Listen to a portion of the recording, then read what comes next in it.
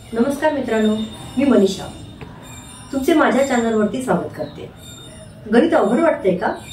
काळजी करू नका, तुम्ही अगदीच योग्य ठिकाणी आला आहात। या चॅनलवर मी तुम्हाला अगदी सोप्या पद्धतीने गणित तसेच इतर विषयही शिकवणार आहे। जर तुम्हाला सोप्या पद्धतीने शिकायचे असेल तर माझ्या चॅनलला सबस्क्राइब करा आणि चला आपली ही शिकण्याची सफर सुरू करूया।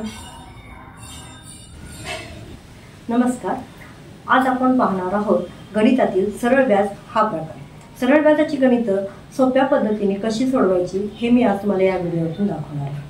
सरळ व्याज म्हणजे काय?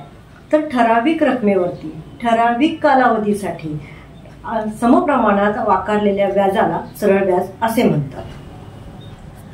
सरळ व्याज काढण्याचे एक सूत्र आहे। सरळ व्याज बरोबर म द क भागिले 100। आता म म्हणजे काय?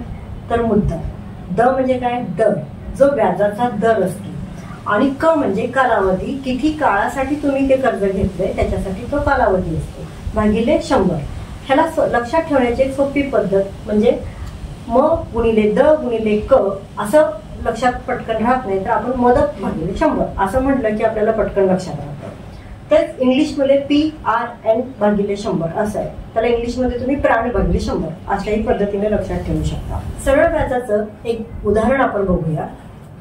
तर गोपाळने 15,000 रुपये रक्कम दर साल दर शेकडा 12 दराने 5 वर्षाच्या मुदतीसाठी व्याजाने घेतली, तर त्याला एकूण किती सरळ व्याज द्यावे लागेल असा हा प्रश्न आहे। त्याच्यासाठी हे पर्याय दिलेले आहेत। 1 900 रुपये, 2 9,000 रुपये, 3 1,800 रुपये, 4 7,500 रुपये। आता हे गणित आपण या सूत्रामध्ये घालून त्याचं उत्तर कसं काढायचं ते बघू। तर आपली मुद्दल किती आहे? 15,000 रुपये। त्याचा व्याजाचा दर किती आहे? तर 12,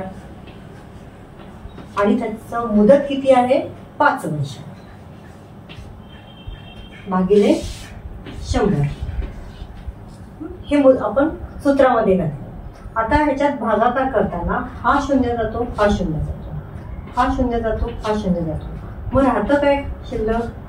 150 गुणिले 12 गुणिले 5। आता ह्याचा गुणाकार आपण करायचा। 150 गुणिले ह्याचा आधी गुणाकार करून घेऊया, 12 पंचे 7। आता 15 सख्ख 90, ह्या दोघांचा गुणाकार केला आणि हे 2 शून्य इथे असेच घेतले, म्हणजे तुमचं सरळ व्याज किती आलं? ह्या उदाहरणानुसार 9,000 रुपये। म्हणजे आपलं सरळ व्याजाचं आता आपण हे दुसरं उदाहरण बघत आहोत। तर प्रश्न असा आहे, एका रकमेचे दर साल दर शेकडा 12 दराने 4 वर्ष मुदतीचे सरळ व्याज 393.60 हे लक्षात घ्या, 393.60 रुपये आहे। इथे आपल्याला व्याज दिलेलं आहे, तर ती मुद्दल किती आहे? पहिल्यांदा इथे आपल्याला मुद्दल विचारली आहे। त्याचे पर्याय आहेत 720, दुसरा 800, तिसरा 820 आणि चौथा 840 रुपये। आता आपण ते गणित सोडवून बघूया।